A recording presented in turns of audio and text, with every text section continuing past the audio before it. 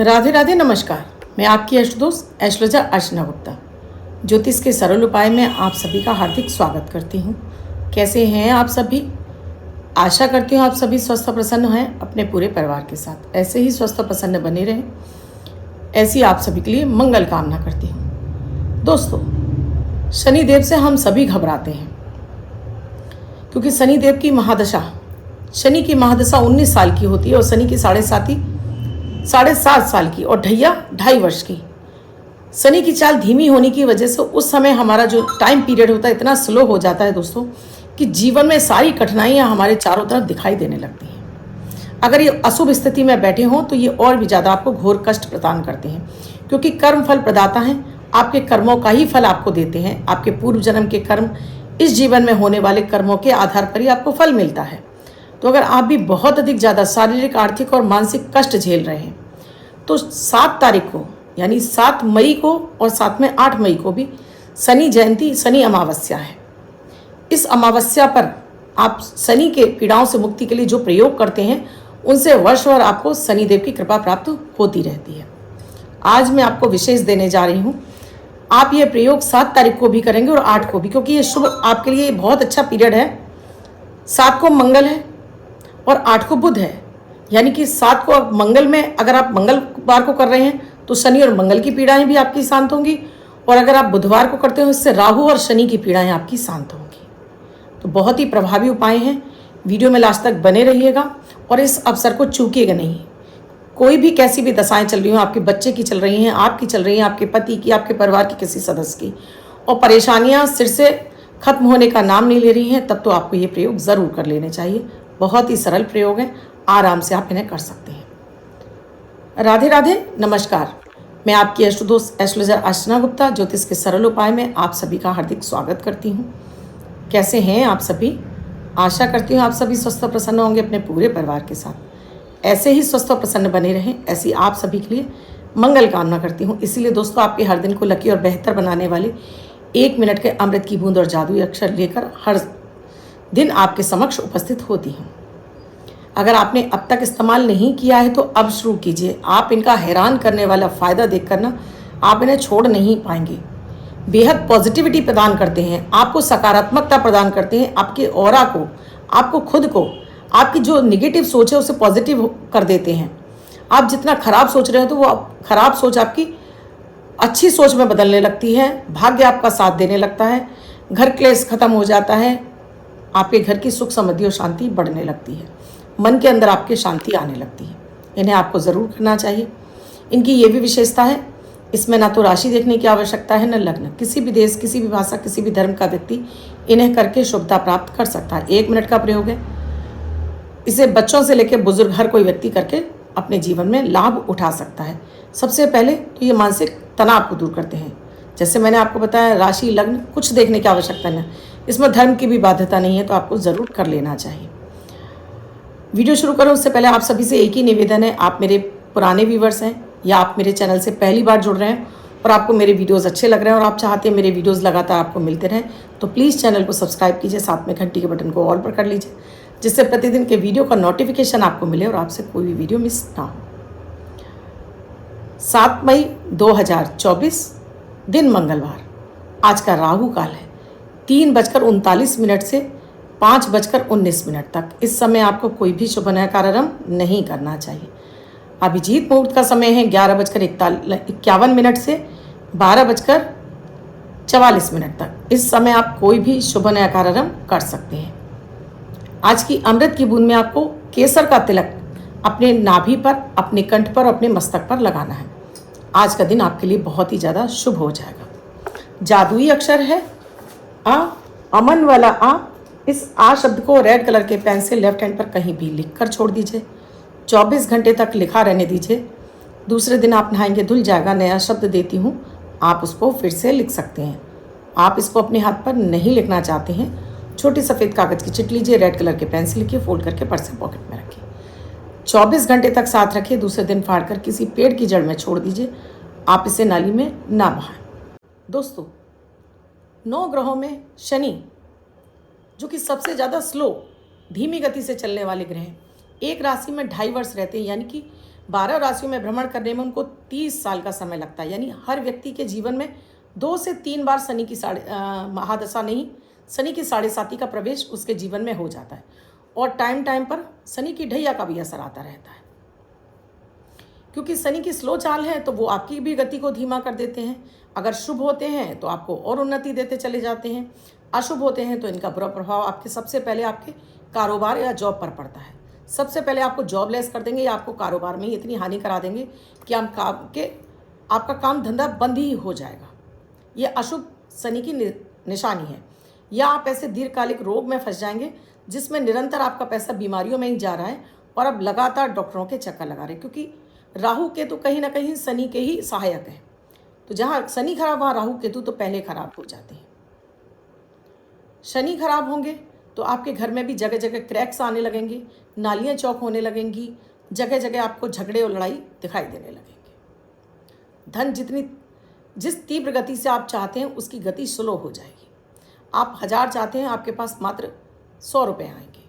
ये स्थिति हो जाती है शनि की अवस्था में। शनि क्योंकि आपके कर्म फल प्रदाता हैं तो आपके कर्मों का ही हिसाब होता है। इसीलिए कहा जाता है किसी से धोखेबाजी या चीटिंग या झूठ बोलना या बेवजह किसी की बुराइयां करना, चुगलियां करना आपको नहीं करनी चाहिए, चाहे आपकी कितनी भी अच्छी स्थितियां क्यों ना चल रही हों। क्योंकि यही तो कर्म है, इन्हीं से तो कर्मों का निर्माण होता है। हम सोचते हैं हमें कौन देख रहा है, हमारे ग्रह हमें सब कुछ देख रहे हैं। आज हम किसी का अपमान कर दें या हम किसी के साथ में गलत बोल जाएं या हम किसी का हक मार लें या किसी की चुगलियां करें, हमको लगता है कि हमें कोई नहीं देख रहा है। लेकिन ये कर्म फल प्रदाता शनि आपको देख रहे हैं। समय की मार से आप इनसे बच ही नहीं सकते हैं। ज्योतिष वही चाहता है कि आपको समय की गति को पहचानने की एक दृष्टि देता है और आप अपने कर्मों के हिसाब से इनको सुधारना शुरू कर देते हैं। मंगलवार को भी अमावस्या तिथि सुबह 11:30 बजे से शुरू हो रही है और शनिवार को 8:50 तक रहने वाली हो। मंगलवार को शनि अमावस्या मंगलवार को 11:30 से शुरू होगी और बुधवार को 8:50 तक ही अमावस्या तिथि रहने वाली है। इन दोनों तिथियों में आपको प्रयोग करना है। पहले मैं आज मंगलवार की बात करती हूँ। तो मंगलवार वाले दिन आपको गंगा जल डालकर पानी में स्नान करना है। साथ में सूर्य को जल जरूर देना है, जिसमें आपको थोड़ी सी रोली हल्दी डालनी है। संध्या के समय आपको एक पीपल के नीचे या आपके पास आसपास कोई शनि मंदिर है वहाँ सरसों के तेल का दीपक जलाना है, चाहे वो मिट्टी का हो या आप अपने घर में आटे का भी तैयार कर सकते हैं। चौमुखा दीपक यानी 4 बत्ती वाला, लेटी वाली 4 बत्ती हो, थोड़ा सा इसमें काला तिल डालना है। इसको लेकर चले जाइए, वहाँ पर ये दीपक जलाइए। पहले प्रक्रिया में हमेशा आपको समझाती हूँ कि आपको संकल्प जरूर लेना होता है, जैसे अपना नाम, अपने पिता का नाम, गोत्र, निवास स्थान और फिर अपनी समस्या, उस समस्या से मुक्ति के लिए प्रार्थना करने के बाद आपको शनि मंत्र का जाप करना है। ओम शम शनिश्चराय नमः। इस मंत्र का जाप करके आप पीपल की 108 बार आपको जाप करना है। पीपल के पेड़ की या शनिदेव हैं तो उनकी 7 परिक्रमा कीजिए। याद रखिए, शनिदेव के मंदिर में जा रहे हैं, शनिदेव की आंखों के दर्शन आप नहीं करेंगे, केवल और केवल उनके पैरों के दर्शन ही करेंगे। 7 परिक्रमा कीजिए। एक बार फिर से क्षमा प्रार्थना कीजिए। अपने दोनों पीछों को हाथों को पीछे ले जाकर झुककर दंडवत कीजिए, चाहे वो महिला हो चाहे पुरुष हो, और फिर से एक बार उनसे माफ़ी मांगिए। इस प्रयोग को करने के बाद अगर आपको दशरथ का शनि स्त्रोत आता है उसका पाठ कर सकते हैं, या आपको आता है नीलांजन समाभासम रविपुत्रम यमागजम छाया मातंग शंभु तम नमामि शनिश्चरम, ये आता है तो कम से कम 11 बार या 21 बार इस मंत्र का भी आप जाप कर लें। शनिदेव से फिर से प्रार्थना करें और वापस आते समय आपको हनुमान जी के मंदिर में दर्शन जरूर करना है। उनसे भी प्रार्थना करनी है कि वो शनि जन्य जो भी पीड़ाएं हैं उनसे आपको मुक्ति दिलाएं। शनिदेव से वो कहें कि वो आपको अपनी मुक्ति से, अपनी कष्टों से मुक्ति प्रदान कर दें। घर वापस आ जाइए। अब बुधवार को आपको ये प्रयोग करना है। बुधवार को आपको क्या करना है, उस दिन आपको फिटकरी के पानी से तो कुल्ला करना है।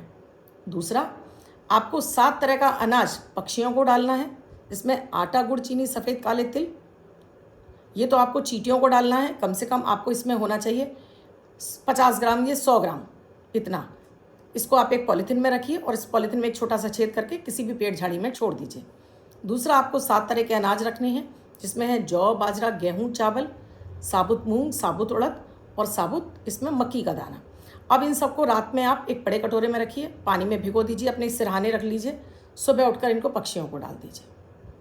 इसके बाद जो प्रयोग है उसमें आपको करना है, खाना बनाना है आपको। आप चाहे रोटी बनाएं, चाहे पराठे बनाएं, चाहे पूड़ी बनाएं।